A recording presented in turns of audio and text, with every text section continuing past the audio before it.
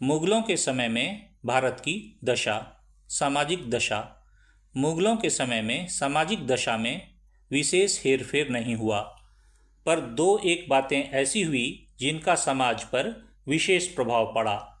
हिंदुओं और मुसलमानों के विशेष मेलजोल से दोनों समाजों में एक दूसरे के कुछ न कुछ रीति रिवाज फैल गए। मुसलमानों के संग साथ से हिंदुओं के चाल चलन, वेशभूषा और भाषा भाव में बहुत अंतर पड़ गया। इस प्रकार के मेलजोल में अकबर के वैवाहिक संबंध से बहुत सहायता मिली, पर औरंगजेब ने उस मेल मिलाप में फर्क डाल दिया, जिसका फल बुरा हुआ। राजनैतिक दशा। मुगलों के समय में राजनैतिक दशा अच्छी रही। अकबर ने राज्य का प्रबंध बहुत अच्छा कर दिया था। भारत को कई सूबों में बांट दिया था और हरेक में एक सूबेदार रख दिया था। हरेक जगह उनकी सहायता के लिए दीवान, काजी और कोतवाल थे, जो क्रमशः मालगुजारी, न्याय और रक्षा का कार्य करते थे।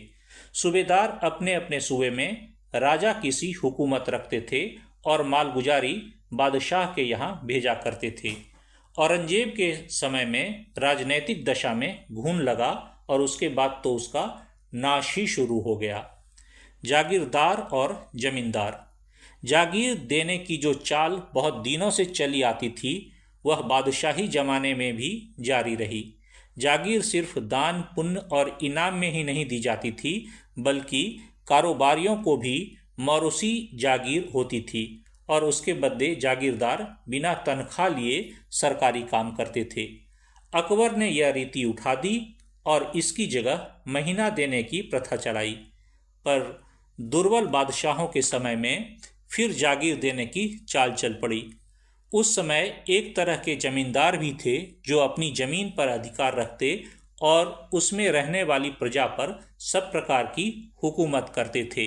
वे आपस में लड़ाई झगड़ा भी करते थे और एक दूसरे की जागीर जमीन भी हड़प लेते थे। ये लोग समय असमय सूबेदारों को ले देकर अपना काम बना लिया करते थे। प्रजा की दशा। प्रजा की दशा अच्छी नहीं थी। टैक्स का भार बढ़ गया था, मालगुजारी भी अधिक हो गई थी। सूबेदार कभी कभी अधिक कर वसूल करके अपनी जेबें गर्म करते थे। टैक्स बड़ी कड़ाई से वसूल किए जाते थे।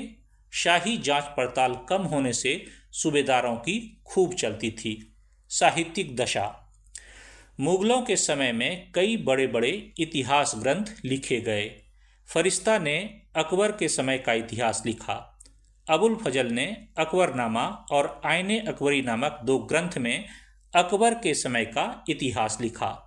मीर भोलम नामक इतिहास लेखक ने सियर उल मुख्तरीन नामक का ग्रंथ लिखा, जिसमें मुगल बादशाहत की घटती से लेकर अंग्रेजी राज के आरंभ तक का इतिहास दिया गया है। तुजुक बाबरी, हुमायूं नामा, तुजुक जहांगीरी, जहांगीरनामा, औरंगजेबनामा आदि प्रसिद्ध इतिहास ग्रंथ भी इसी काल में लिखे गए थे। हिंदी साहित्य की तो इस काल में बड़ी ही उन्नति हुई। स्वयं बादशाह और बड़े बड़े अमीर उमरा हिंदी के प्रेमी थे।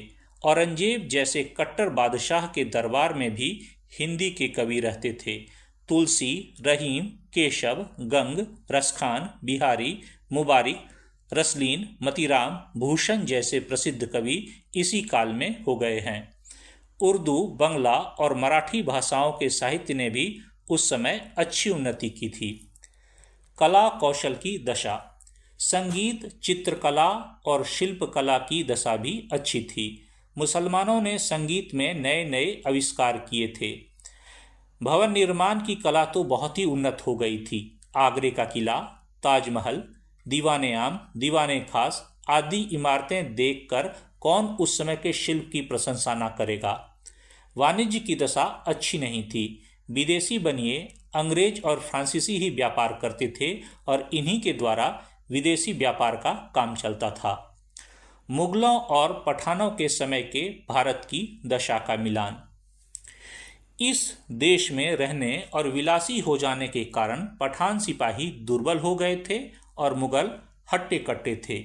इसलिए युद्ध में मुगल बढ़े हुए रहते थे। पठानों के समय में शासन ठीक ठाक नहीं होता था। वे प्रजा की ओर ध्यान भी कम देते थे। पर मुगलों के समय में शासन ठीक होता था और प्रजा की सुख शांति की ओर अच्छा ध्यान दिया जाता था। पठान बादशाहों की हुकूमत ही कानून थी और तलवार ही उनका बल था, पर मुगल बादशाह अधिकतर कानून के पाबंद थे और उतना जोर जुल्म नहीं करते थे। पहले न्याय और रक्षा का अच्छा प्रबंध नहीं था, लेकिन मुगल के समय में इस ओर अधिक ध्यान दिया जाता था। पठानों के समय में जागीर देने की चाल थी, पर अकबर ने यह रीति उठा दी। पठानों के समय में हिंदुओं और मुसलमानों के रीति रिवाजों में मेल नहीं था, जो मुगलों के समय में हो गया।